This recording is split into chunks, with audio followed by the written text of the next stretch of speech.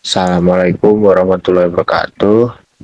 Perkenalkan kami dari kelompok 2. Kami ingin mempresentasikan hasil kerja kami yang berjudul implementasi motor servo pada pintu otomatis. Uh, saya Raffi Adrian Munif.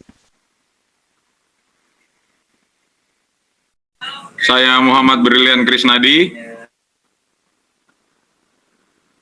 Saya Hafizun Alim. Saya Dwi Aprilianti. Saya Wanjul Jalali. Sebelum masuk ke pembahasan, ada daftar isi dulu. Yang pertama itu ada pendahuluan, selanjutnya ada metode pelaksanaan, selanjutnya lagi ada hasil percobaan, dan yang terakhir ada kesimpulan. Kita langsung masuk ke pendahuluan. Pertama itu ada latar belakang.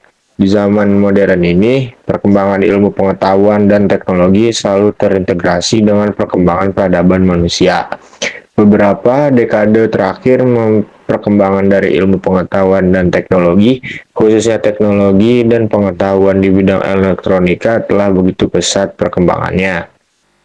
Pintu merupakan jalan akses keluar masuk suatu ruang, gedung, dan rumah. Pintu idealnya mudah dibuka dan ditutup. Oleh karena itu, kami memilih judul yaitu implementasi motor servo pada pintu otomatis. Sistem pintu otomatis ini dapat dirancang dengan menggunakan kendali otomatis yang dipadu dengan sensor dan motor servo. Selanjutnya masuk ke pendahuluan. Yang pertama itu ada tujuannya. Pertama, menjelaskan proses perancangan dan simulasi pintu otomatis berbasis sistem analog menggunakan software Proteus. Yang kedua, menggambarkan cara kerja sensor passive infrared receiver atau PIR dalam mendeteksi adanya manusia. Yang ketiga, memberikan gambaran tentang integrasi sensor, microcontroller, dan motor servo dalam membentuk sistem kendali otomatis sederhana.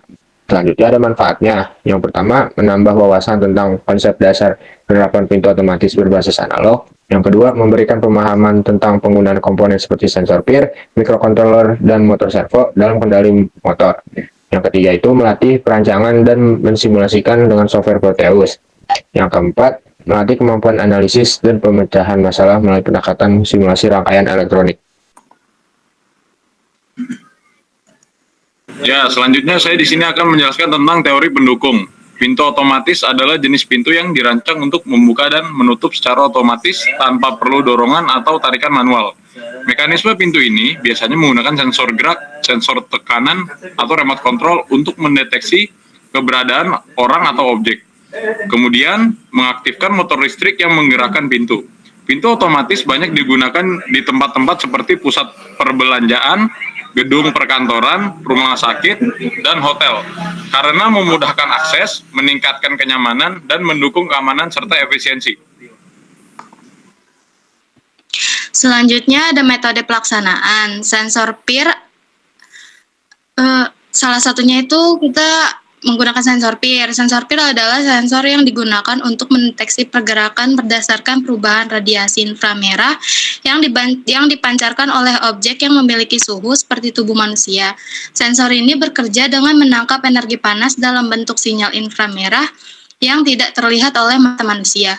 Ketika seseorang melewati area terdeteksi sensor, perbedaan suhu antara tubuh dan lingkungan akan dikenali oleh elemen piezoelektrik di dalam sensor, yang kemudian menghasilkan sinyal listrik sebagai output. Sinyal ini dapat digunakan oleh microcontroller untuk mengaktifkan perangkat lain seperti membuka pintu otomatis. Lalu yang kedua ada motor servo. Motor servo adalah sebuah motor dengan sistem umpan balik tertutup di mana posisi dari motor akan dikonfirmasi kembali ke rangkaian kontrol yang ada di dalam motor servo. Motor ini terdiri dari sebuah motor DC, serangkaian gear, potensiometer, dan rangkaian kontrol. Potensiometer berfungsi untuk menentukan batas sudut dari pusat servo, sedangkan sudut dari sumbu motor servo diatur berdasarkan lebar pulsa yang dikirim melalui kaki sinyal dari kabel motor. Lalu ada Arduino Uno. Arduino Uno adalah papan microcontroller yang banyak digunakan dalam proyek elektronika dan otomasi. Papan ini memiliki pin input dan output digital maupun analog yang memungkinkan penggunaan untuk menghubungkan berbagai sensor dan aktuator. Arduino Uno dapat diprogram menggunakan bahasa C++ melalui software Arduino IDE sehingga memudahkan pengguna dalam membuat dan menguji program. Arduino Uno sangat populer karena mudah digunakan, fleksibel, dan cocok untuk pemula maupun profesional dalam merancang sistem kendali otomatis seperti pintu otomatis, robotika, dan perangkat IoT. Selanjutnya ada Proteus. Proteus adalah software simulasi elektronik yang memungkinkan pengguna untuk merancang, memvisualisasikan, dan menguji rangkaian tanpa perlu membuat fisik rangkaian terlebih dahulu. Dalam konteks pintu otomatis, Proteus sangat berperan penting untuk menguji interaksi antar sensor serta melakukan perancangan skematik pintu otomatis yang akan dibuat. Oke, saya akan melanjutkan. Berikut adalah skema dari alat yang sudah kita rancang menggunakan software Proteus. Berikutnya ada flowchart-nya, bisa dilihat. Jika sensor mendeteksi dan kondisi sakarnya mati, pintu tidak dapat terbuka dan LED merah menyala. Sedangkan jika sensor mendeteksi dan saklar dinyalakan, pintu akan terbuka dan LED hijau akan menyala.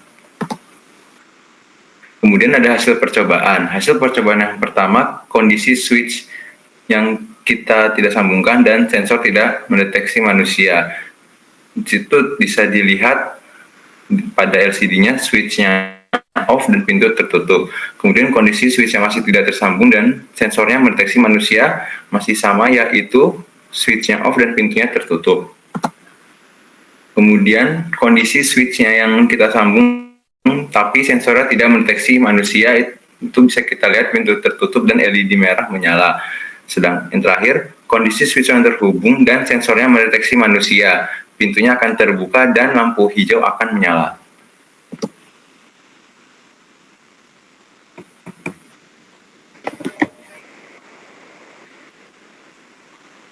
Lalu ada analisa prinsip kerja sistem. Sistem pintu otomatis ini bekerja berdasarkan logika sederhana dengan 3 kondisi utama.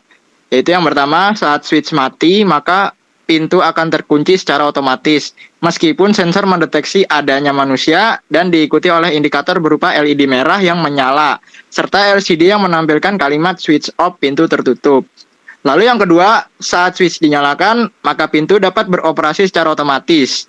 Jika sensor mendeteksi adanya manusia, maka pintu akan terbuka diikuti dengan indikator berupa LED hijau yang menyala dan LCD yang menampilkan kalimat pintu terbuka. Lalu yang ketiga, saat switch dinyalakan, maka pintu dapat beroperasi secara otomatis. Jika sensor tidak mendeteksi adanya manusia, maka pintu akan tertutup diikuti dengan indikator berupa LED merah yang menyala dan LCD yang menampilkan kalimat pintu tertutup. Di sini analisa kinerja sistem ada kelebihan dan kekurangan. Yang pertama, kelebihan. Nomor 1, rangkaian sederhana dan mudah dipahami. Responsif terhadap gerakan manusia. Lalu yang ketiga, konsumsi daya rendah. Yang keempat, biaya terjangkau. Dan yang kelima, kontrol presisi. Lalu ada kekurangan. Yang pertama, jangkauan terbatas. Yang kedua, keterbatasan beban pintu. Yang ketiga, deteksi gerakan umum. Yang keempat, respons terhadap arah tertentu. Dan yang kelima, tidak tahan cuaca. Kesimpulannya, sistem pintu otomatis berbasis motor servo, Arduino Uno, dan sensor PIR berhasil bekerja sesuai tujuan, yakni membuka dan menutup pintu secara otomatis saat mendeteksi keberadaan manusia.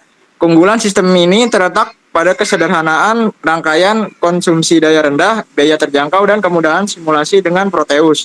Sistem ini cocok untuk pintu ringan di lingkungan indoor seperti rumah atau kantor. Namun sistem memiliki keterbatasan seperti jangkauan deteksi terbatas, tidak mampu mendeteksi arah gerakan, motor hanya mendukung beban ringan, serta kurang tahan terhadap kondisi cuaca ekstrim.